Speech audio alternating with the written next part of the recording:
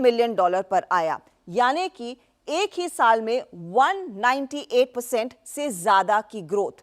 इन कंपनियों में शामिल कई अनोखे नाम हैं जिन पर आपकी नजरें होनी चाहिए। कौन कौन से हैं वो इंडियन स्पेस टेक प्लेयर्स जो आगे बढ़ने वाले हैं? देखिए वो नाम। ध्रुवा स्पेस, यहां पर अब तक करीब 6.85 मिलियन डॉलर तक का इन्वेस्टमेंट आया है। स्काई रूट एरोस्पेस में 17 मिलियन डॉलर तक का इन्वेस्टमेंट आया है। इसके अलावा जो और अग्रसर कंपनियां हैं उनमें आंकड़े और भी बढ़ते हुए दिखाई देंगे। अग्निकुल है, इसके अलावा नहीं रहे मशहूर हास्य अभिनेता राजू श्रीवास्तव। दिल्ली के एम्स में इलाज के दौरान हुआ निधन। दिल का दौरा पड़ने के बाद 10 अगस्त को एम्स में हुए थे भर्ती। तीस्ता सेतलवाड़ के खिलाफ एसआईटी ने गुजरात हाईकोर्ट में दायर किया चार्जशीट। झूठी गवाही से पीएम को सजा दिलाने की थी साजिश। एसआईटी ने सौंपे आरोपों के सबूत। आम आदमी पार्टी के विधायक सोमनाथ भारती के घर के बाहर बीजेपी का घेराव। पार्क की जमीन पर कब्जा कर कब्रिस्तान बनाने के विरोध में बीजेपी का प्रदर्शन। गुजरात दौरे के दूसरे दिन प्रोफेसर सम्मेलन में शामिल हुए बीजेपी अध्यक्ष जेपी नड्डा। कहा शिक्षा पर मोदी सरकार का बड़ा जोर। आत्मनिर्भर भारत अभियान पर केंद्रीय कैबिनेट का बड़ा ऐलान। सोलर पैनल में पीएलआई समेत 3 फैसलों को मिली मंजूरी। उद्योगपति रतन टाटा, सुप्रीम कोर्ट के पूर्व जज केटी थॉमस और करिया मुंडा को बनाया गया पीएम केयर फंड का ट्रस्टी। पीएमओ ने दी जानकारी। कल की समीक्षा बैठक में शामिल हुए पीएम मोदी। कांग्रेस में अध्यक्ष पद के चुनाव पर राजस्थान कांग्रेस में हलचल तेज। गहलोत के अगले कदम पर पायलट गुट की पैनी नजर। गहलोत ने कहा, एक व्यक्ति एक पद का कोई नियम नहीं। एंट्री ड्रग्स अभियान में दिल्ली पुलिस को अब तक की सबसे बड़ी कामयाबी। मुंबई में 1725 करोड़ रुपए की 22 टन हेरोइन जब्त। गिरफ्तार अफगानी नागरिकों से पूछताछ के बाद एक्शन। 2 दिन की तेजी के बाद सेंसेक्स निफ्टी में आई गिरावट। सेंसेक्स 263 अंक लुढ़ककर, वहीं निफ्टी 98 अंक फिसलकर हुआ बंद। बीजेपी का कांग्रेस पर बड़ा हमला। टॉम वडक्कन ने कहा, 2G घोटाले के आरोपी कर रहे हैं यात्रा को स्पॉन्सर। भारत जोड़ो यात्रा का नाम करप्शन जोड़ो यात्रा होना चाहिए। आंध्र प्रदेश विधानसभा में टीडीपी के विधायकों ने जमकर किया हंगामा। पार्टी के 13 विधायकों को सस्पेंड किया गया। यूनिवर्सिटी के नाम पर बदलने पर हंगामा कर रहे थे विधायक। यूपी विधान परिषद में समाजवादी पार्टी के एमएलसी का हंगामा। आजम खान के मुद्दे पर बेल में धरने पर विधायक। महाराष्ट्र के पालघर में छेड़छाड़ के आरोपी की बांधकर हुई पिटाई। बच्चा चोर के नाम से पिटाई का वीडियो वायरल हुआ। दिल्ली के सीमापुरी में दर्दनाक सड़क हादसा। सड़क किनारे सो रहे 6 लोगों को ट्रक ने कुचला। हादसे में 4 लोगों की मौत, आरोपी ट्रक ड्राइवर फरार। छत्तीसगढ़ के कांकेर में धर्मांतरण के आरोप में हंगामा। गांव वालों ने आरोपी के घर में की तोड़फोड़। पीड़ित पक्ष ने पुलिस से शिकायत की। बिहार में शराबबंदी के बावजूद सिवान से करीब 40 लाख की विदेशी शराब कंटेनर से बरामद। पुलिस ने 6 आरोपियों को गिरफ्तार किया। झारखंड के मुख्यमंत्री हेमंत सोरेन के खिलाफ धरने पर बैठी कांग्रेस विधायक। केंद्र सरकार के फंड का दुरुपयोग करने का लगाया आरोप। नेशनल हाईवे के रखरखाव पर फंड मिलने के बावजूद हालत खराब। दिल्ली में सोनिया गांधी से मुलाकात करेंगे आरजेडी अध्यक्ष लालू यादव। कहा, नीतीश कुमार के साथ मिलकर राहुल गांधी से भी करेंगे मुलाकात। यूक्रेन की मदद कर रहे देशों को पुतिन की सीधी चेतावनी। कहा, पश्चिमी देशों ने पार की हर सीमा, न्यूक्लियर धमकी देने वालों को भी देंगे करारा जवाब। अगर योगी सरकार वक्फ की संपत्ति का सर्वे करवा रही है तो इस पर इतना हाय तौबा क्यों मची है? आज इसी पर होगी जोरदार बहस चक्कर।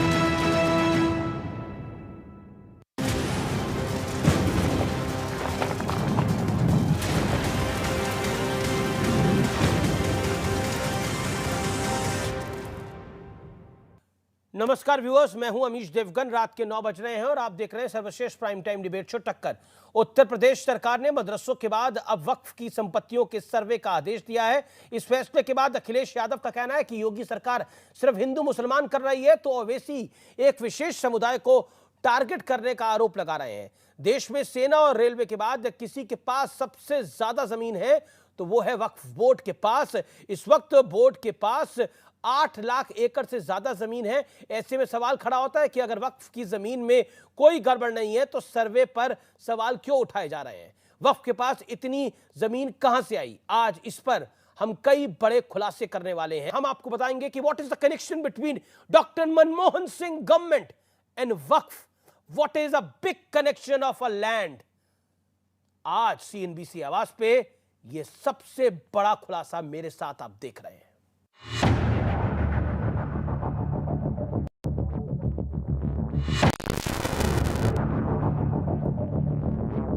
मदरसों के बाद योगी सरकार ने वक्फ संपत्तियों का सर्वे करवाने की तैयारी शुरू कर दी है। इस सर्वे का उद्देश्य वक्फ संपत्तियों पर अवैध कब्जे और बिक्री को रोकना है। लेकिन सर्वे का ऐलान होते ही ओवैसी से लेकर अखिलेश यादव तक आग बबूला हो गए और इसमें हिंदू मुसलमान का एंगल फिट किया जा रहा है।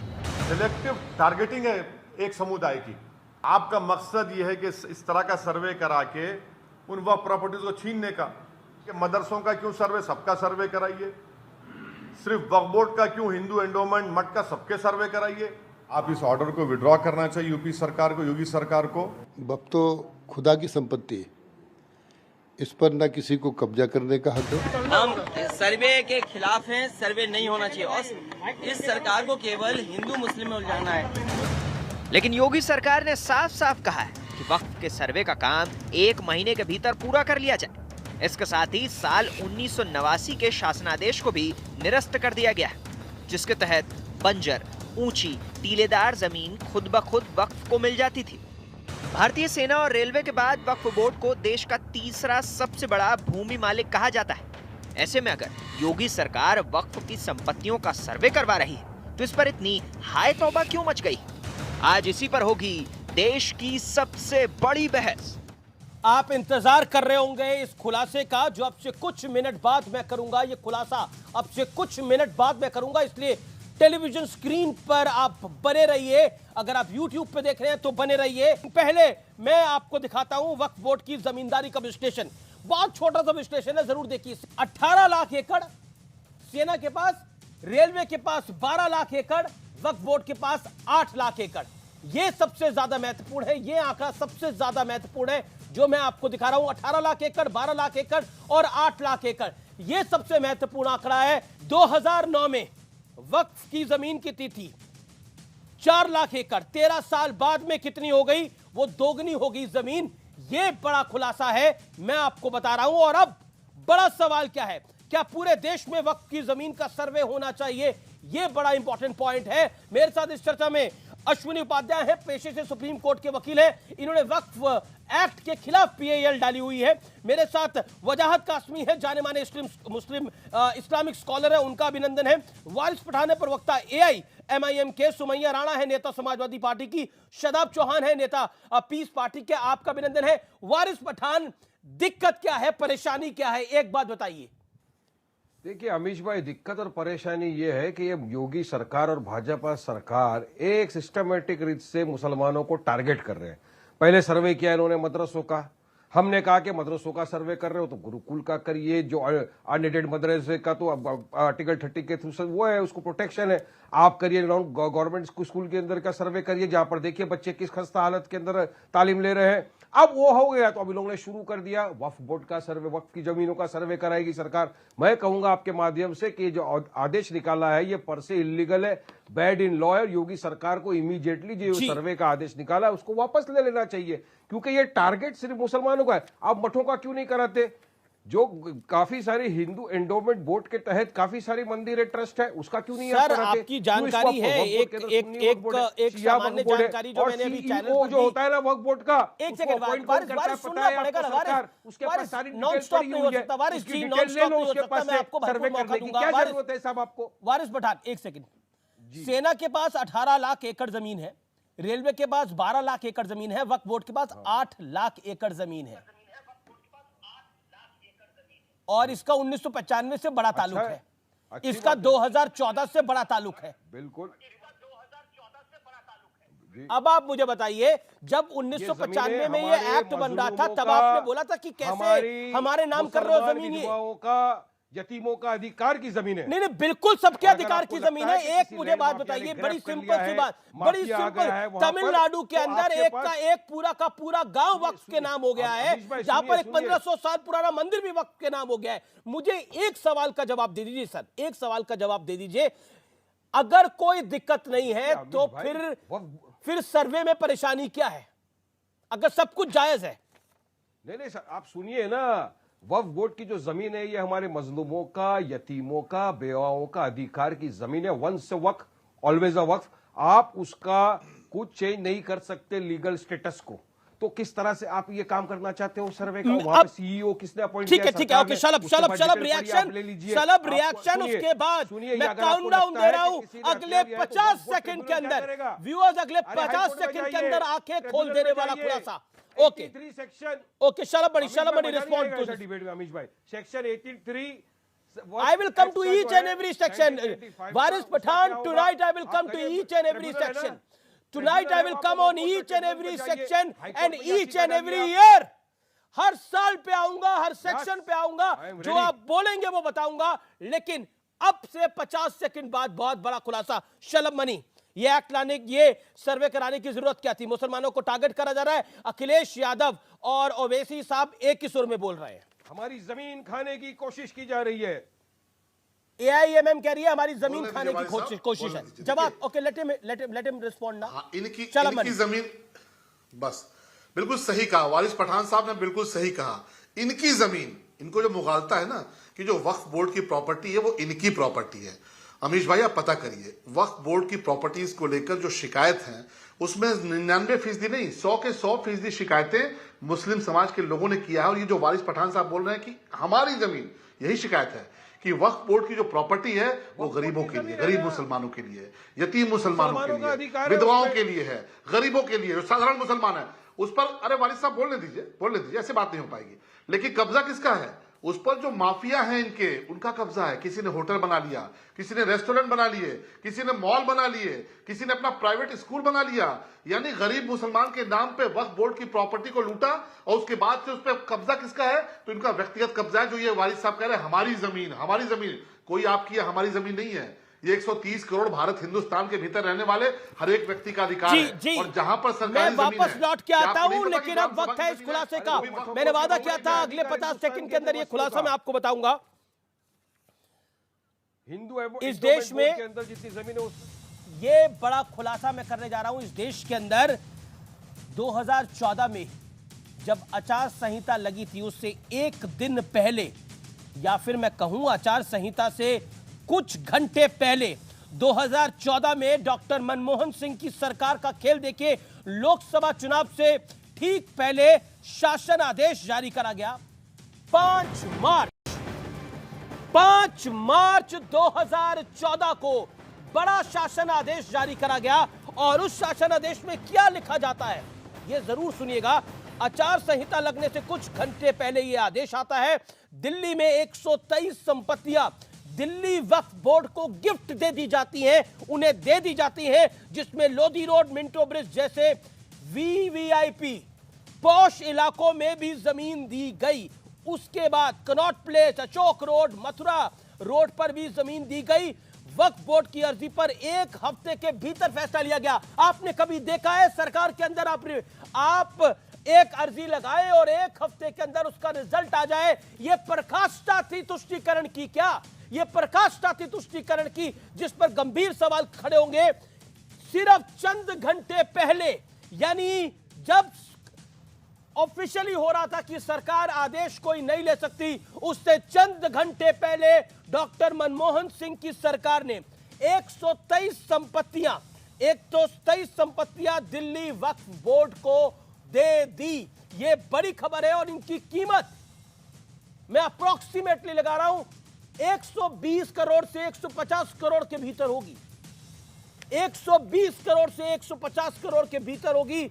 यह वो शासन आदेश है जो मेरे पास है। और इस शासन आदेश में एक एक डिटेल है, कहां कौन कौन सी प्रॉपर्टी दी गई। तिलक ब्रिज पे प्रॉपर्टी दी गई, इसके अलावा वेस्टर्न कोर्ट पर प्रॉपर्टी दी गई, इसके अलावा अशोक रोड, इसके अलावा Connaught place, Mathura road, Minto bridge, Lodhi road, Delhi के पॉश इलाकों में प्रॉपर्टी दे दी गई। और सिर्फ एक हफ्ते के भीतर अर्जी लगाने के भीतर ये दी गई। लेकिन अभी मैं यहां नहीं रुकूंगा, मैं आपको 1995 में लेके जाना चाहता हूं। 1995 में PV नरसिम्हा राव की सरकार ने क्या किया था, 1995 में लेके चलता हूं आपको। 1995 में आखिरकार ये एक्ट बना कैसे था, ये अपने आप में बहुत दिलचस्प है। 1995 के अंदर इस एक्ट को कैसे, जिसे हम कह सकते हैं पूरे एक्शन के साथ लेके आया गया। 1995 का वक्फ कानून, जिसमें केंद्र सरकार कानून को लेकर आई थी, इसी पर अश्विनी उपाध्याय ने हाईकोर्ट में इसको पीआईएल डाल के चैलेंज किया है। अगर बोर्ड को लगता है कि कोई संपत्ति उसकी है तो वो उसकी जांच कर सकता है। अगर बोर्ड ये मान ले ये संपत्ति उसकी है तो उस संपत्ति को वक्फ की संपत्ति घोषित कर दिया जाएगा। यानी अगर आपकी संपत्ति के ऊपर वक्फ ये दावा कर देता है कि संपत्ति उनकी, तो आपको प्रूफ करना है। ये वक्फ एक्ट 1995 मैं आपको बता रहा हूं, और यही सबसे ज्यादा महत्वपूर्ण है। क्या तब किसी ने सवाल खड़े करे थे कि अचानक ये एक्ट क्यों आ रहा है? 1995 के अंदर एक प्रकाष्ठा हुई और 2014 में चुनाव से ठीक पहले एक प्रकाष्ठा होती है। ये अपने आप में दो चीजें को इस्टेब्लिश करता है। मैं रुक करता हूं अश्विनी उपाध्याय का, जो स्टोरी इस समय अश्विनी उपाध्याय मैं एक्सपोज कर रहा हूं, खास तौर पर डॉक्टर मनमोहन सिंह की सरकार ने जो करा था ठीक चुनाव से पहले। अमित जी, आपने बहुत ही महत्वपूर्ण मुद्दा लिया है, और ये केवल अवैध कब्जा ही नहीं करता, ये गांव देहात में जो गोचर की जमीन है, जो खेल का मैदान है, जो सिंचाई विभाग की जमीन है, जो ग्राम समाज की जमीन है, जो बंजर जमीन है, ऊसर कहते हैं, उस पे भी इसने बड़े पैमाने पे कब्जा किया हुआ है। आदिवासी एरिया में जहां आदिवासी रहते हैं वहां बड़े पैमाने पे इसने कब्जा किया हुआ है। दिक्कत ये हो रही है अमित जी कि मेरठ और मुजफ्फरनगर में अगर वक्फ बोर्ड कह दे ये हमारी जमीन है, तो मेरठ और मुजफ्फरनगर का बेचारा आदमी, गरीब आदमी, वहां पास की कोर्ट में नहीं जा सकता, उसको 700 किलोमीटर दूर लखनऊ जाना पड़ेगा।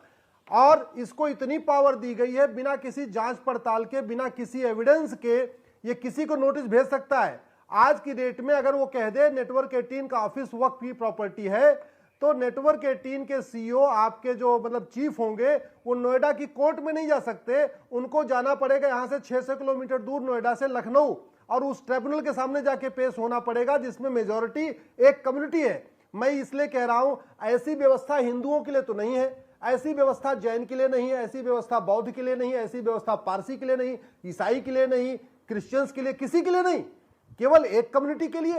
अरे भैया, भारत में संविधान है, समान विधान है, सबको इक्वल प्रॉपर्टी राइट है, इक्वल सबको सिक्योरिटी है, फिर एक कम्युनिटी को क्यों?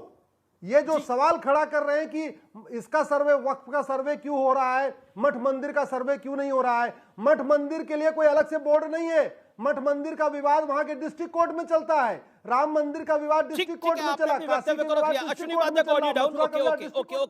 Let me gate Sumaiya Rana. Sumaiya Rana, अगर सब कुछ जायज है तो फिर आपत्ति क्यों है? अखिलेश यादव आपत्ति क्यों कर रहे हैं? और मैंने इस समय जो स्टोरी एक्सपोज कर रहा हूं, आप बताइए, 2014 के अंदर चुनाव घोषित होते हैं और उससे एक दिन पहले वक्फ को दिल्ली के अंदर 120 से ज्यादा संपत्तियां दी जाती हैं, जिनकी अमूमन कीमत 120 करोड़ से 150 करोड़ के बीच में है। एक हफ्ते में फाइल पारित हो जाती है। बिल्कुल अमित जी, आपने जिन चीज़ों पे रोशनी डाली है, मैं भी कुछ फैक्ट्स लेकर आई हूँ, मैं उस पर रोशनी डलवाना चाहती हूँ।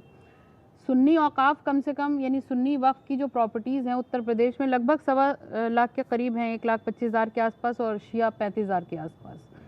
और इन वक्फ प्रॉपर्टीज़ के ऊपर अकेले लखनऊ के अंदर आपको मालूम है कि कितने सारे सरकारी इदारे हैं जो चल रहे हैं इन वक्फ की प्रॉपर्टीज़ पर।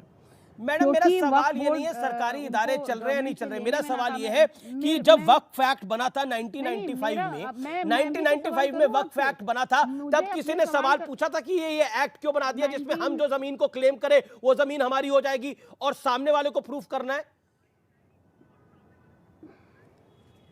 1995 की छोड़िए, अभी की बात करिए, सर्वे कराने जा रहे हैं, मुझे एक बात का जवाब दीजिए। 1995 से पहले कुछ नहीं था। क्या 1995 से पहले कुछ नहीं था। क्या गवर्नमेंट जो गवर्नमेंट के इदारे चल रहे हैं, क्या उसकी फीस, उसका किराया देगी वक्फ बोर्ड को? वक्फ बोर्ड के अंदर की अगर आप हालात जान लीजिए तो 30 महीने से लोगों को सैलरीज नहीं मिली हैं। वहीं के लोगों की शिकायत मैं बता रही हूँ आपको, 6 पे ग्रेड के जो कमीशन का। मैडम मैं आपसे तो सवाल पूछ रहा हूँ, आप इधर उधर की बात कर रहे हैं, आप ये नहीं बता रहे ये काफिला क्यों लूटा गया? नहीं बता रही हूँ, आप इधर उधर की बात कर रहे हैं। मैडम, मेरा निवेदन ये है, ये बताइए ये काफिला क्यों लूटा गया?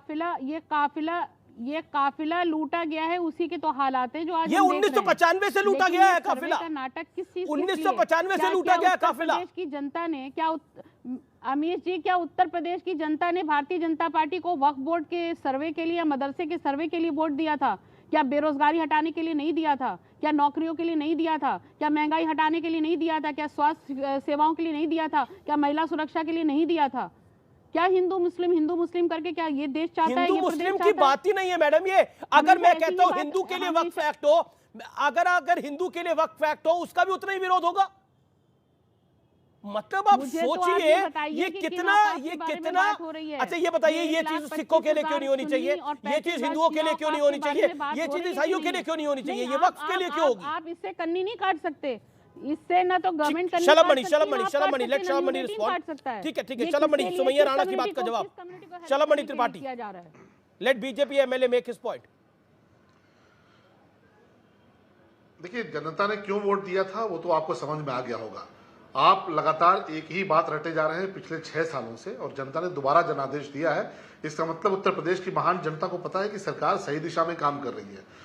तो यहाँ पे रोजगार भी मिल रहा है, यहाँ पे लॉ एंड ऑर्डर भी अच्छा है। लेकिन हाँ, आपको ये बात समझ में नहीं आएगी क्योंकि समाजवादी पार्टी और तमाम कांग्रेस जैसे जो दल हैं वो जरूर बेरोजगारों में हैं, वो जरूर यहाँ पे नफरत की आग झोंकने की कोशिश करते हैं। मुझे बताना दीजिए, हाँ बताने दीजिए, आपका ध्यान बताने मदरसों की दीजिए, तरफ चला गया, बताने दीजिए। आप क्यों हो चुकी है महंगाई, अमीश भाई ऐसे बात नहीं हो पाएगी। स्वास्थ्य सेवाएं अपनी जगह पे आ चुकी देखिए, हैं, महिला आइन को बोलिए कि सुरक्षा में नंबर अवसर 1 दें, है। मैं इनको इसलिए टोकना अब नहीं आप चाहता। चलते हैं, अब मदरसे की तरफ रुख करते हैं, अब वक्फ प्रॉपर्टी की तरफ रुख करते हैं। अरे मेन स्ट्रीम की बात करें भाई, भारतीय जनता पार्टी को अमीश क्या भाई का हो समय गया? पूरा हो गया, मैं अपनी बात नहीं, रखूं। अब आप सुमैया राणा सुन कौन लीजिए सा ना, ये बहुत मेन बड़ा- स्ट्रीम की कौन बात है। सा- आपको क्यों नहीं और- लगता और कि ये मुद्दा वसीम मेन रिजवी स्ट्रीम साहब का को है? इनके पाले हुए थे, क्या हुआ? वसीम रिजवी साहब पे इतने घोटालों के आरोप थे, क्या हुआ? किस मामले ठीक है, में जब आप ले अरेस्ट लेते हैं ना, हुए? एक वसीम सेकंड रिजवी ऑडियो साहब ऑडियो को डाउन। भारतीय देखिए, जनता ये पार्टी तरीका नाटक ये कर तरीका रही है। गलत है, ये बजट तरीका इस्तेमाल गलत करना है, हुआ, उन्होंने एक ये तरीका शख्स गलत है। को प्रेसिडेंट बना के, चेयरमैन बना के उसका इस्तेमाल किया। ओके, और ओके, अब शलम वक्फ मणि, बोर्ड के शलम मणि। हमदर्द बन गए, अब वक्त संपत्तियों के हमदर्द बन गए।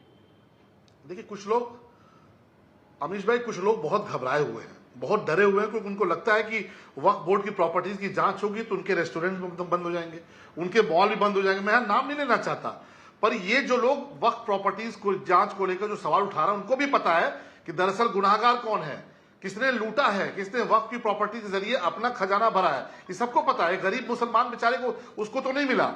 वक्फ की प्रॉपर्टी पे कितने यतीम खाने खुल गए जरा बता दीजिए, वक्फ की प्रॉपर्टी पे कितने स्कूल ऐसे खुल गए आप मुझे बता दीजिए। लेकिन हाँ, रेस्टोरेंट, मॉल, ये तमाम चीजें जरूर खुल गई। और वक्फ की प्रॉपर्टी को जैसे अमीश देवगन जी ने खुलासा किया है, उत्तर प्रदेश में गोचर की जमीन, ग्राम सभा की जमीन, बंजर जमीन कैसे रातों रात कागज पे वक्फ की प्रॉपर्टी पे आ गई, ये भी जांच में आने दीजिए सामने। अभी मैं देख रहा था कि आजम खान साहब को लेकर आज हाउस में असेंबली के भीतर बात हो रही थी, कैसे वहां पे जो तमाम वक्फ बोर्ड की प्रॉपर्टीज है, तमाम जो एनिमी प्रॉपर्टीज है, उस पे आजम खान साहब का अपना किला खड़ा हो गया। तो ये ठीक है, जवाब होने ठीक है। दीजिए, सुमैया गरीब सुमैया मुसलमान सुमैया को राणा, हक मिलने लेट दीजिए। सुमैया राणा जब तक रिस्पॉन्ड नाउ। गरीब सुमैया जी, मुसलमान बहकाते रहेंगे। Okay, Sumaiya ji 30 second, Sumaiya ji 30 seconds, stick to time limit. और मेरा एक सवाल भी सुन लीजिए, मेरा एक सवाल भी सुन लीजिए। आप कह रही थी कि सरकारी इदारे चल रहे हैं वक्त पर जो मार्केट रेट पे नहीं है, आपने ये बोला। एक बात बताइए, हिंदू मंदिरों के जो सारे फंड्स हैं वो स्टेट गवर्नमेंट को जाएंगे, और वक्फ को जो फंड मिलता है वो कहाँ जाता है, बताइए जरा। मैं आपसे ये पूछना चाह रही हूँ कि जो वक्फ बोर्ड के इस वक्त जो मेरे जर्जर सवाल का हालात जवाब हैं, दीजिए। वो किसी से छुपे आपने नहीं हैं। सरकारी इदारे की जो बात भी करी, तो मैंने मैं पॉइंट आपके आपसे सवाल रखा। पे ही आ रही हूँ। जो सरकारी इदारे चल रहे हैं वो कोई उसके जिम्मेदार आप लोग किसी हैं। मंदिर या मस्जिद की मैं बात उसके नहीं कर रही जिम्मेदार हूँ। आप लोग हैं। मंदिरों मैं- मस्जिद की मैं- बात मैं नहीं बात है। किस मैं चीज़ की कर कहता रही हूँ हूँ, आप मंदिर समझ का नहीं जो रहे। चढ़ावा है वो तो स्टेट गवर्नमेंट को बड़े-बड़े जाएगा, भवन, लेकिन बड़े-बड़े भवन जो लेकिन सरकारी वक्फ काम के लिए को जो इस्तेमाल किए किराए जा रहे मिलते हैं वो कहाँ मैं जाते हैं, तो- बताइए मैं ना, तो ये इस सवाल, देश को बताइए मैं तो आप। आपके टीवी चैनल के थ्रू ये सवाल कर रही हूँ। मैं ये सवाल मैडम, कर रही आप हूँ नहीं कि क्या सवाल करेंगी, आपके सवाल सर्वे काम के करना बाद मेरा है, हालात क्या सवाल बेहतर पूछना होंगे? मेरा काम है। हवा- 2014 के क्या अंदर हालात 120 बेहतर करोड़ होंगे? रुपए अरे की ऐसे कैसे 2014 आप में सवाल चुनाव नहीं से कर ठीक पहले ऐसे डॉक्टर कैसे मनमोहन सिंह की सवाल सरकार नहीं ने कर सकती हूँ? क्या हालात 120 करोड़ से बेहतर 150 होंगे करोड़ की वक्फ बोर्ड जमीन वक्फ क्या को दे दी, वक्फ बोर्ड के हालात वक्फ को दे बेहतर दी, होंगे? और अब आपको सरकारी इदारे याद आ रहे हैं। मुझे बताइए, सरकारी इदारे की बात आपकी मैंने मानी, मैं आपसे पूछ रहा हूं हिंदू मंदिरों का चंदा तो जाता है वहां की स्टेट गवर्नमेंट को, वक्फ को जो पैसा मिलता है वो कहां चले जाता है? वक्फ को जो वो बड़े-बड़े पैसा लोगों मिलता की है जेब वो में आपको जाता भी है, मालूम है अमीश कि भाई। कितना मिलता है, और इतने बुरे हालात हैं ना ना ना ना, बिल्कुल सुनिए मेरी बात। वहां पर बैठे हुए चेयरमैन साहब, जो मौजूदा जो सत्ता होती है उसकी मलाई खाते हैं लोग, और चेयरमैन की चलती है, और उस वक्त जो सत्ता में होते हैं जिनका तो शासन होने दीजिए प्रशासन सर्वे, है, बिल्कुल उनको- आपने उनको लाभ आप पहुंचाते हैं। ओके ओके रही फिर होने बात आम दीजिए सर्वे। मुसलमानों की, एक सेकंड, वजाहत कासमी, वजाहत कासमी, मैं- लेट मैं- वजाहत मैं- कासमी नहीं, रिस्पॉन्ड टू दिस। बिल्कुल, मैं- वजाहत कासमी लेकिन इस्लामिक नियत स्कॉलर है, से होल्ड ऑन अमीश जी, सुमैया जी, आप होल्ड इस ऑन बात की वजाहत गारंटी कासमी ले रहे जी। हैं। अमीश जी, जी जी बोल रहा हूँ अमीश, मुझे बताइए सवाल क्या है। मेरा सवाल ये है, क्या वक्फ का अगर सर्वे हो रहा है तो ये गलत हो रहा है? और क्या आपको लगता है, जिस तरह से सुमैया जी भी कह रही है कि वहां पर जो चेयरमैन होते हैं वो सरकारों के साथ मिल जाते हैं, मलाई खाते हैं, अगर वो मलाई खाते हैं तो जांच हो जानी चाहिए, जांच होगी तो सब सामने आएगा। लेकिन ओवैसी साहब की पार्टी कह रही है जांच नहीं होनी चाहिए, अखिलेश जी कह रहे हैं जांच नहीं होनी चाहिए। अमीश, जांच इसलिए नहीं होनी चाहिए चूंकि सरकार की जो वक्फ बोर्ड की जो जमीनें हैं, जायदाद हैं, दिल्ली से लेके यूपी तक या तो समाजवादी वालों के कब्जे में नहीं है या फिर कांग्रेसियों के कब्जे में है, और जितने भी भूमाफिया उस पर कब्जा करके बैठे हैं। अब मुझे ये बताइए कि जो मुसलमानों के मसीहा हैं और मुसलमानों के जो फर्जी लीडरशिप है, ये तो जांच नहीं करा पाई, और इसका तो इनको इतना बड़ा वेलकम करना चाहिए। अगर योगी जी आज जांच करा रहे हैं तो ये 50 साल से जो जमीनें दबी हुई हैं, कोई मकानों पर बैठा है, कोई दुकानों पर बैठा है, और ये फर्जी लीज करा लेते हैं अपनी नेतागिरी में, तो ये सबसे मुक्ति हो जाएगी, वक्फ बोर्ड को छुटकारा हो जाएगा। और दरअसल दाल में काला है अमीश। आपने जो दिल्ली चौराहा आईटीओ देखा होगा, पुलिस का हेडक्वार्टर, आप मुझे बताइए, एक सदी पुराना मुस्लिम संगठन जमीयत उलमा अपना ऑफिस नहीं बना सका, वक्फ बोर्ड की जगह पर कब्जा करके ऑफिस बनाया हुआ है। परली तरफ भी जमीयत का ऑफिस है, वो भी वक्फ बोर्ड की जगह पर कब्जा करके बनाया हुआ है। एक एक सदी पुराने संगठन इनकी वक्फ बोर्ड की जगहों पर कब्जा करके बैठे हैं। और फिर यूपी में तो और उससे बुरे हालात हैं। 5 रुपए की पर्ची पर किराया है, 50 रुपए की पर्ची पर किराया है, तो ये कहां सर्वे होने देंगे अमीश भाई? ये तो दाल में क्या, पूरी दाल ही इनकी काली है। दाल ही पूरी काली है। ओके, शदाब चौहान, समाजवादी के ही 80% शदाब चौहान 30 नेता सेकंड, है शदाब चौहान समाजवादी 30 के, सेकंड, जो देन आई कब्जा गो टू करे वारिस बैठे हैं। पठान। Okay, Shadab Chauhan 30 seconds. वो कह रहे हैं पूरी की पूरी दाल ही काली है। या अमीश भाई, मदरसों का सर्वे या वक्फ बोर्ड का सर्वे, ये सब सर्वे करा करके भारतीय जनता पार्टी शिक्षा, स्वास्थ्य, रोजगार समेत अपनी नाकामी को छिपाकर मुसलमानों को टारगेट करना, और वक्फ की प्रॉपर्टी किसकी प्रॉपर्टी? मुसलमान डोनेट करता है मुसलमानों के लिए, उससे आपको क्या मतलब? और चेयरमैन जो होता है वो जो भी सरकारें रहती है उनका रहता है। तो इन्हीं के लोग जो अब तक कब्जा कुछ कांग्रेस और बीजेपी और सपा के नेता थे, उसके अलावा बीजेपी के लोग उसमें कब्जा किए हुए हैं। वसीम रिजवी को ये बचा रहे हैं। मुसलमानों को टारगेट करके योगी जी आप प्रधानमंत्री नहीं बन सकते। ये बड़ा हिंदू की लड़ाई चल गई है। अब योगी बनाम मोदी चल रहा है। AIMIM के एक प्रवक्ता नेता ने एक बड़ा बयान दिया है। आइए आपको बताता हूं, असीम वकार का एक बड़ा कबूलनामा है।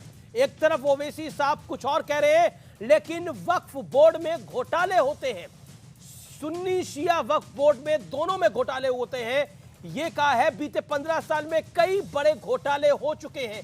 ये कहा है सही जांच में हेर फेर पता लगेगी, यानी वो जांच के साथ खड़े हैं। AIMIM नेता असीम वकार ने क्या कहा है, इस बाइट में सुनिए। तो शिया और सुन्नी वक्फ बोर्ड, दोनों वक्फ बोर्डों में इतने बड़े बड़े घोटाले हुए हैं पिछले 15 साल में कि जितने इतिहास में कभी नहीं हुए होंगे। अगर ईमानदारी से जांच की जाए तो न जाने कितनी जमीनों का हेरफेर मिलेगा कि लोग सोच के पागल हो जाएंगे कि इस तरह। ये इस समय की बड़ी खबर है कि इतना हेरफेर मिलेगा, लोग सोच के पागल हो जाएंगे। अगर हेरफेर इतना मिलने वाला है वारिस पठान साहब, लोग सोच के पागल हो जाएंगे, तो आप काहे विरोध कर रहे हैं? आप ही के नेता कह रहे हैं ये इतना हेरफेर मिलेगा, इतनी चोरी चकारी मिलेगी, लोग सोच के पागल हो जाएंगे।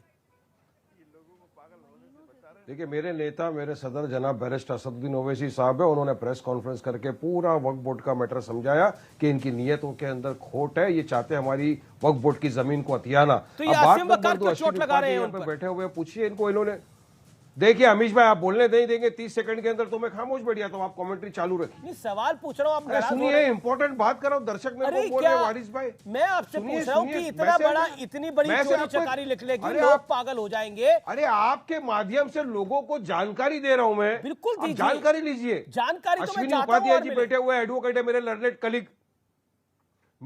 कलीग बैठे हुए, इन्होंने एक याचिका डाली है सुप्रीम कोर्ट में वक्फ एक्ट 1995 को स्क्रैप करने के लिए। परसों सुप्रीम कोर्ट के जजेस ने इनको फटकार लगाई है, मेरे पास तो पूरा लिखा हुआ है। इन्होंने कहा कि वक्फ बोर्ड के अंदर चेयरमैन सिर्फ मुसलमान ही होते हैं। सुप्रीम कोर्ट ने कहा इसको आप रिलीजियस के एंगल से क्यों कर रहे हैं, क्यों हिंदू एम्पावर्ड बोर्ड जो है, हिंदू एंडोमेंट बोर्ड, उसमें भी तो नॉन मुस्लिम लोग हैं।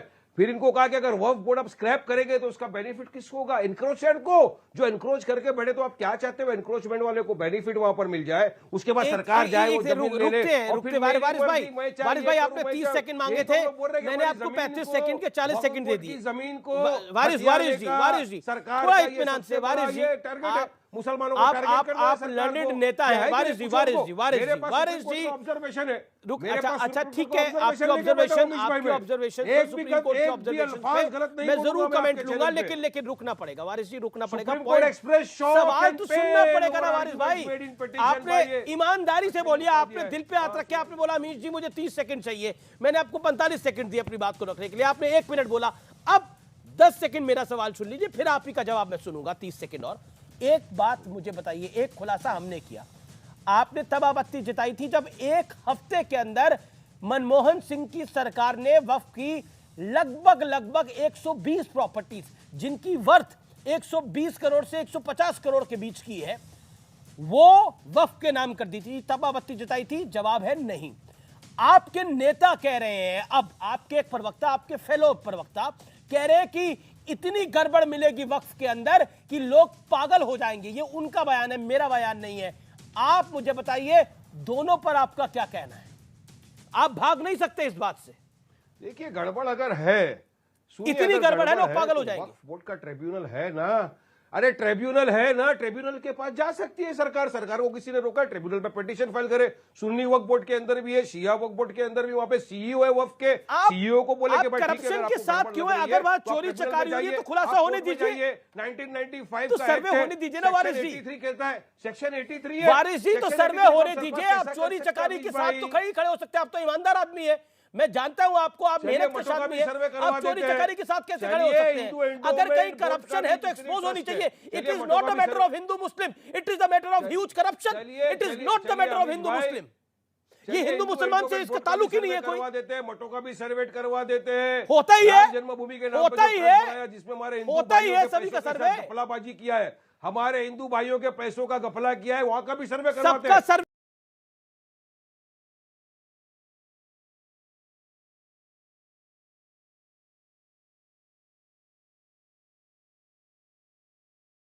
सर्वे हो रहा है, ये वक्फ का सर्वे हो रहा है ना, वक्फ के नाम पर। दिल्ली के अंदर कृष्णा क्लॉथ मार्केट है, उसकी कई दुकानें वक्फ के नाम है। मंदिर ट्रस्ट दिल्ली के अंदर चांदनी चौक में नील कटरा, उसकी कई दुकानें वक्फ के नाम है। बोर्ड का सर्वे क्यों नहीं क्या करेंगे? सीताराम बाजार है, उसकी कई दुकानें कहते हैं वक्फ के नाम। गवर्नमेंट स्कूल का नहीं करोगे, मदरसों का अरे तमिलनाडु में एक पूरा गांव है, नहीं करेंगे, विद्या मंदिर वहां पे मंदिर है 1500 साल पुराना, वो भी वक्फ के नाम हो गया है।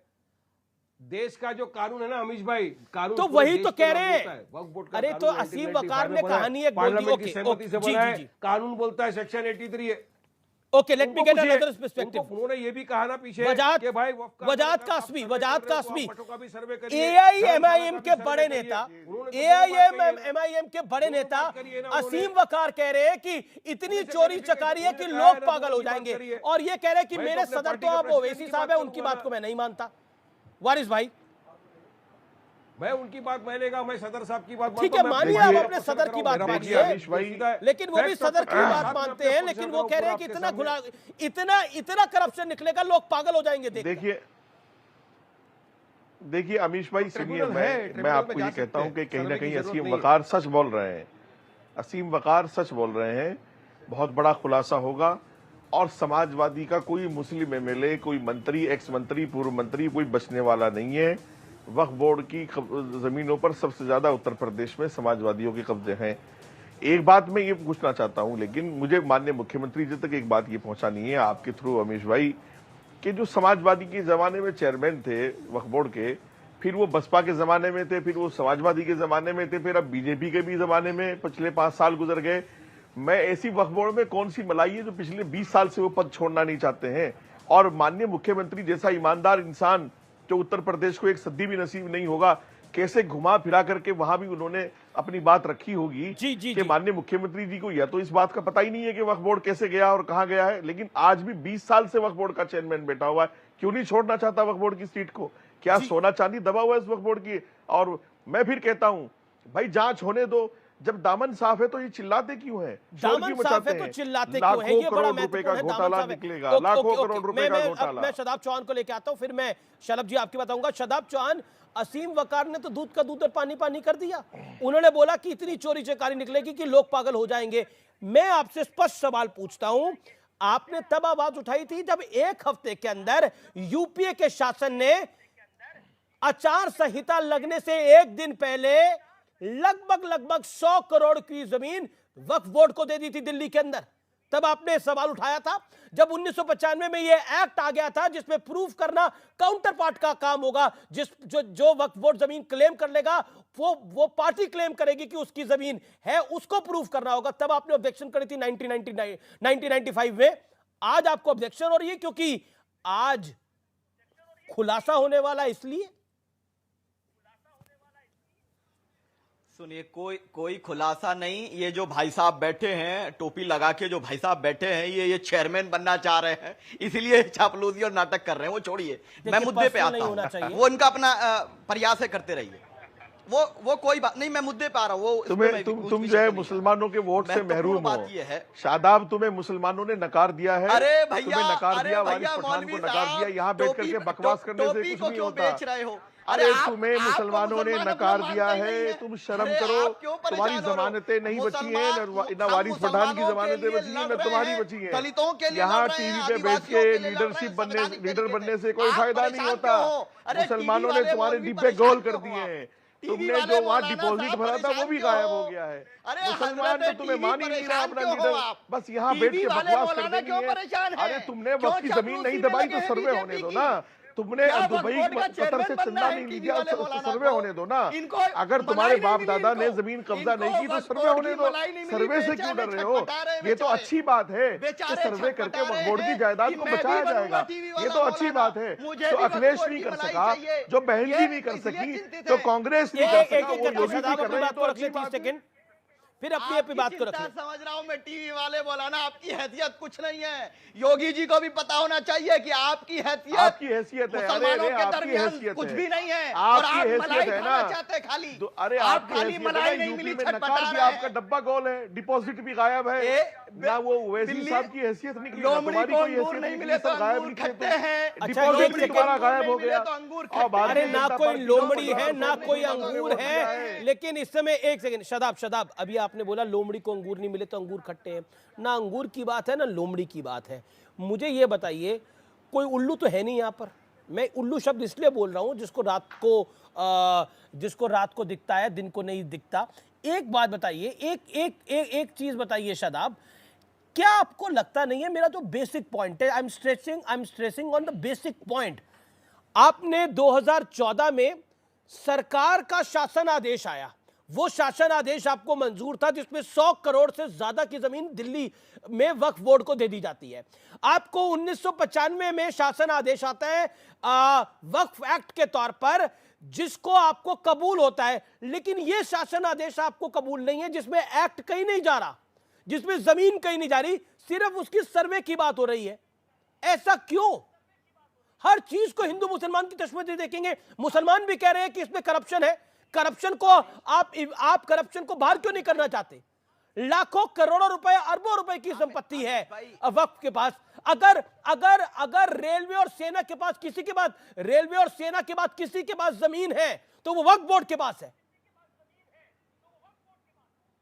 अरे अमीश भाई, अब जितनी आपने शालीनता से सवाल किया है पूरे देश को, एक सेकंड बजाज रुक जाइए, बजाज जी रुक जाइए। अरे आई नीड अ इंपॉर्टेंट चुप कराइए शदाब, 30 सेकंड्स। मैं तो मैं बहुत ही स्पष्टता से जवाब दे रहा हूं। रेलवे पे कितनी जमीन है, अडानी साहब को 1 रुपए स्क्वायर मीटर गुजरात में किसने जमीन दी, ये मुद्दा नहीं है। लेकिन जो वक्फ की जमीन है, चाहे 8 लाख स्क्वायर मीटर हो या 18 लाख स्क्वायर मीटर हो, ये जमीन मुसलमानों ने डोनेट की है, मुसलमानों की, बला महमूदिया ने की, उनकी तरक्की के लिए, उनके डेवलपमेंट के लिए। और अगर उसमें कोई गलत कर रहा है, अब रुकिए, अब रुको शादाब भाई, शादाब जी रुक जाओ। अब आपने मुंह में हाथ डाला है। मैं इसलिए बोल रहा हूं, आपने बोला ये मुसलमानों ने डोनेट करी है, मुंह में हाथ डाला है आपने, क्योंकि आप लोग बिना तैयारी के आते हो। अब मैं आपको बताता हूं, एक बात बताइए, हिंदू बहुल है तमिलनाडु का, एक सेकंड सर, आवाज उठाने से कुछ नहीं होगा, ऐसे बीच में बोले, आप बोल लो, आप 20 सेकंड और बोल लो, आप 20 सेकंड और बोल लो, मैं आपको और 20 सेकंड दे देता हूं, अब तसल्ली बख्श खो जाओ आप। Waris Pathan on other side and mister Shadab Chauhan on other side and miss Sumaiya Rana on other side. With all due respect to you, आपको पूरी माजरत के साथ, पूरे सम्मान के साथ मैं ये कहता हूं, सब लोग कह रहे हैं कि मुसलमान ये वक्फ की जमीनों को डोनेट करते हैं, इसलिए वक्फ को मिल जाती है। 1995 से पहले ये कुछ नहीं था, लेकिन 1995 में कांग्रेस के शासन, एक शासन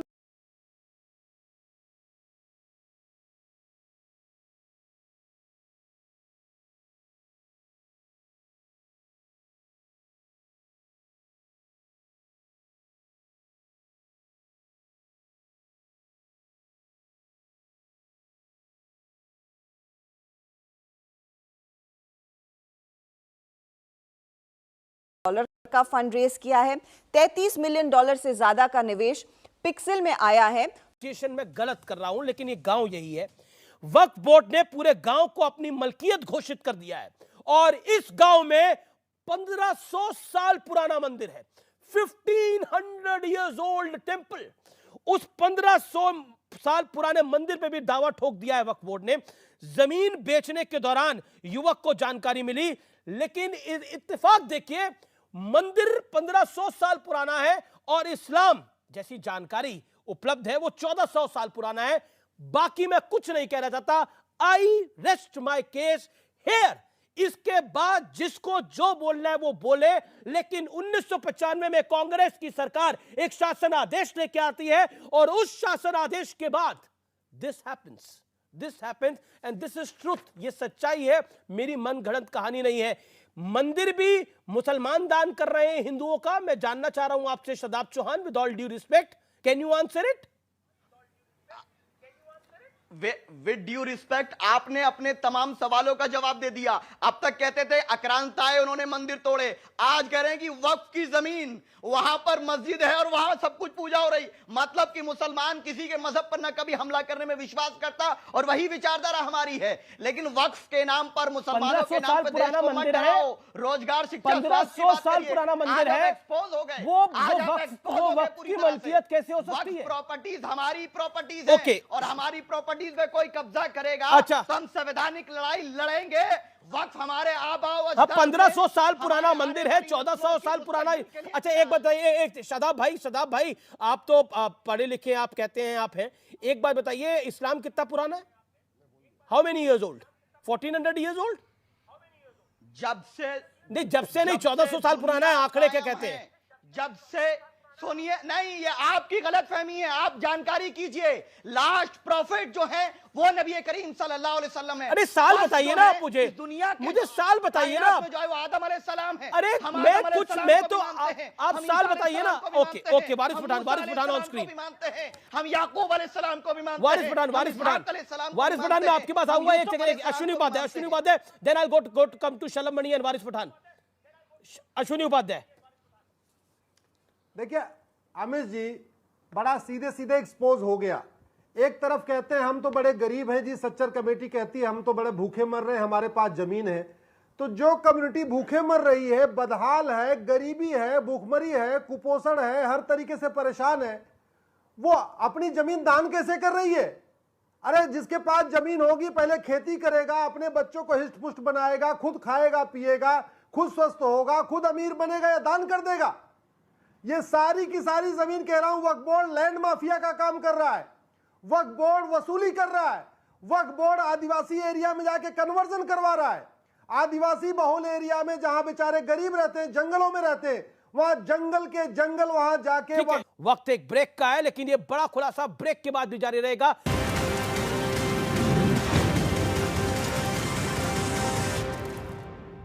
पूजा जॉब छोड़ा।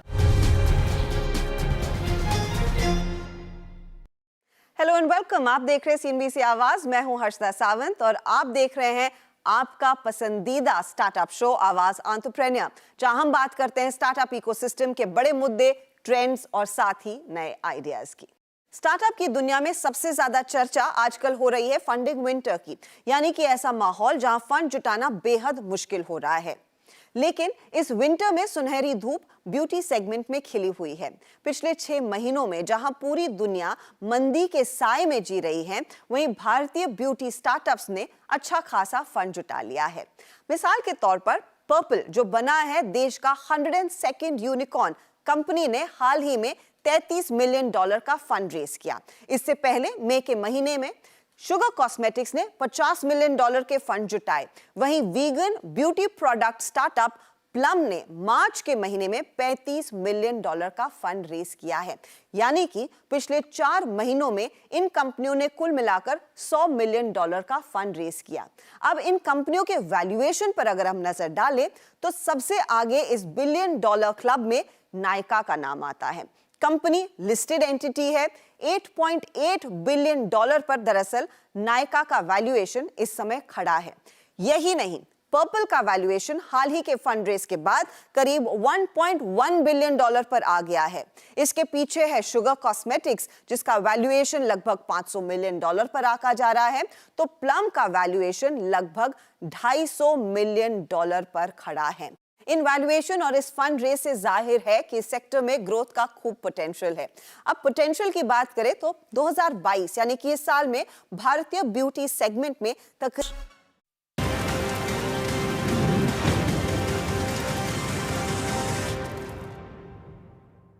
वेलकम बैक व्यूअर्स, आप देख रहे हैं सीएनबीसी बात पे टक्कर। We are doing a big exposé on waqf. Mani Tripathi, इस समय मैंने जो तमिलनाडु का एग्जांपल दिया, दिस इज ऑल ट्रुथ। सोचिए, नरेंद्र मोदी का डंका बज रहा था 2014 के अंदर, हम सबको पता है। मतलब हर opinion poll, exit poll suggest कर रहा था it is a massive win for Bharatiya Janata party. और आचार संहिता से एक दिन पहले शासन आदेश आता है, उस पर किसी को आपत्ति नहीं होती। आपने सरकारों को फॉलो किया है, सरकार में काम किया है, मुख्यमंत्री के आप सलाहकार रहे हैं। एक हफ्ते के अंदर कितनी भी तेज सरकार हो, एक हफ्ते के अंदर 120 से 150 करोड़ की जमीन दिल्ली के अंदर क्या दे दी जाती है एक हफ्ते के अंदर। मैं ये नहीं बोल रहा गलत दिया गया, सही दिया गया, क्या इतनी जल्दी फैसले होते हैं? Don't you see a conspiracy? Amish भाई, कॉन्स्पिरेसी तो जो है वो आपने सामने रख दी है, उसके पीछे क्या नियत है, क्या मंशा है, वो भी सामने रख दी है। और बाकी जो बचा था वो यहाँ वजाहत सामने रख दी है, आसिम वकार ने रख दी है। आसिम वकार साहब टीवी चैनल में बैठते हैं, आपके साथ भी बहुत बार डिबेट हम सबने की और बड़ा हमें आपस में बहुत वैचारिक मतभेद है। लेकिन आसिम वकार ने आज सच बोल दिया तो वो मुसलमान नहीं है। वजाहत साहब ने आज सच बोल दिया तो उनकी गोल्ड टोपी को लेकर मजाक कौन उड़ा रहा है? शरद मणि ने नहीं उड़ाया, अश्विनी उपाध्याय जी ने भी नहीं उड़ाया। कौन उड़ा रहा है वो आप टीवी चैनल पे देख लीजिए। यानी जो गरीब मुसलमान की बात करेगा उसका मजाक उड़ाएंगे, जो गरीब मुसलमान की बात करेगा उसको फर्जी मुसलमान बता देंगे। हम तो कह रहे हैं ना कि ये देश में ये हमारी जमीन, हमारा कानून, हमारे मदरसे, ये वक्त चला गया। अब वक्त ये है हम सबका। इस देश में जो भी कुछ है वो 130 करोड़ भारतीयों की जवाबदेही है, 130 करोड़ भारतीयों की जिम्मेदारी है। अगर प्रधानमंत्री जी कहते हैं कि सबका साथ, सबका विकास, सबका विश्वास, तो इसमें आप हमारा करके नहीं चल सकते।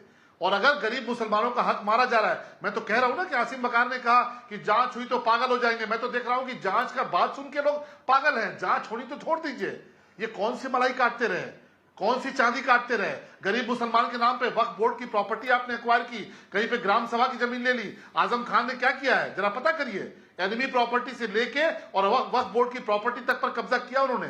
और किसका हक मारा?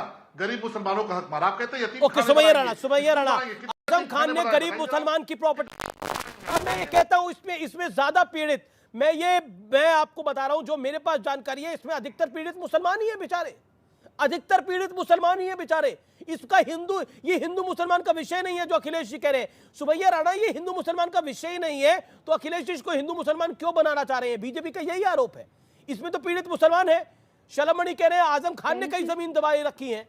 ज़्यादा बड़ा अचंभा हो रहा है कि हमारे प्रदेश के मुख्यमंत्री जी कितने भोले भाले हैं कि 20 साल से एक कुर्सी पे काबिज को आपने पिछले 5 टर्म भी रखा और इस 5 टर्म भी, और अचानक ख्वाब आया कि चलो अब वक्फ संपत्ति पर सर्वे कराया जाए, कुछ ना कुछ घपला होगा। घपला है बिल्कुल। मैं आपके चैनल के थ्रू ये मांग करती हूँ, मैं मांग करती हूँ कि जो 75% वहाँ पर ठेके पर कॉन्ट्रैक्ट पर काम कर रहे हैं लोग, क्या उत्तर प्रदेश की सरकार क्या उनको रेगुलर करेगी? मैडम आप मुझे मेरे बेसिक सवाल का जवाब दीजिए। कर रहे हैं लोग, क्या उनको रेगुलर करेगी? आप खिलाफ क्यों हैं? इस कम्युनिटी की इतनी हितैषी क्या 1986 में बना मुसलमान महिलाओं के लिए ऐसा लग रहा है कि आप कुछ छुपाना चाह रही हैं। सुमैया राणा, ऐसा लग रहा है आप कुछ छुपाना चाह रही हैं, कुछ दबाना चाह रही हैं। सुमैया जी, भत्ता देगी? बेटी बचाओ बेटी पढ़ाओ का नारा देने वाली सरकार, 3 तलाक पर हाहाकार मचाने वाली सरकार क्या महिलाओं को बेरोजगारी भत्ता देगी? इस बात की आप खुलासा इस बात का क्यों नहीं करते हैं कि हाँ इस बेरोजगारी भत्ता भी मिलेगा? ये 75% ओके शलमणि त्रिपाठी रेगुलर, और उसके अलावा सुनिए शलमणि जी, आप भी सुनिए, और उसके अलावा जो बोल रहे हैं let BJP spokesperson MLA Shalabhmani Tripathi respond. Shalabhmani, मुझे बहुत हैरानी होती है कि एक बहन है, एक महिला है, और 3 तलाक को लेकर कितनी मुखर होकर बोलती है। मुझे तो बड़ी हैरानी होती है। अरे सबक लीजिए ईरान की उन बहनों से जिन्होंने अत्याचार के खिलाफ आवाज उठा दी। आप बहन हैं, साथ में माँ भी होंगी, आपकी भी कोई बहन होंगी, लेकिन आप 3 तलाक के खिलाफ बोलती है। जब आप 3 तलाक के खिलाफ जो काम हुआ है आप उस पर जब बोलती है तो बड़ी हैरानी होती है कि आप समाजवादी पार्टी की जो ओछी मानसिकता है उससे ऊपर नहीं उठ सकती। समाजवादी पार्टी की जो ओछी राजनीति है आप उससे ऊपर नहीं उठ सकती। आप एक महिला होने के बावजूद, आप एक बहन होने के बावजूद, आप भी किसी की बेटी होंगी, आप भी किसी की माँ होंगी, उसके बावजूद आप 3 तलाक के पक्ष में जब आप खड़ी होती है तो ये बहुत स्पष्ट नजर आता है कि समाजवादी पार्टी की जो ओछी राजनीति है, जो समाजवादी पार्टी की ओछी मानसिकता है, वो किस कदर आपके ऊपर पड़ी हुई है। आप वक्त की प्रॉपर्टी के खिलाफ क्यों हैं? आप क्यों नहीं चाहते गरीब मुसलमानों को उनका हक मिले? वक्त प्रॉपर्टी उत्तर प्रदेश में किसने कब्जा की हुई आपको नहीं पता? लखनऊ में किसने कब्जा की हुई आपको नहीं पता? लखनऊ में जिन लोगों ने वक्त प्रॉपर्टी कब्जा की है आप सरकार है, आप बोल कर क्यों चाहिए कि जिन महिलाओं को 1986 से आज तक किसी भी महिला को नहीं मिला, आज के बाद भारतीय जनता पार्टी सारी महिलाओं को बेरोजगार। फिलहाल टक्कर में इतना ही, लेकिन आज का कंक्लूजन यही है कि अगर कुछ गलत नहीं है तो सर्वे से डर काहेगा। अगर सवाल 1995 में नहीं पूछे गए, 2014 में नहीं पूछे गए, जब 1 हफ्ते में अर्जी के बाद फैसला हो जाता है, तो अब क्यों सवाल पूछे जा रहे हैं? तब भी शासन आदेश था, अब भी शासन आदेश है, तो चिंता किस बात की है? फिलहाल टक्कर को यही समाप्त करते हैं। मुझे उम्मीद है आप और आपका परिवार सकुशल होगा। नमस्कार, गुड नाइट, शुभ रात्रि।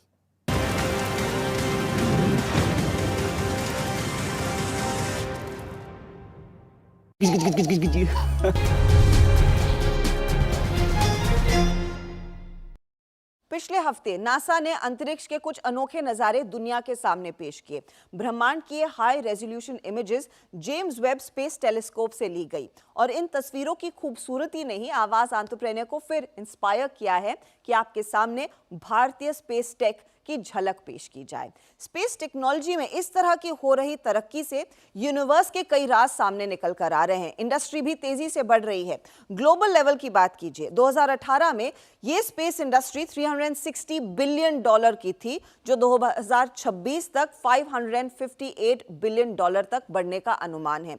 इसके मुकाबले भारत की स्पेस टेक इंडस्ट्री पर नजर डालिए।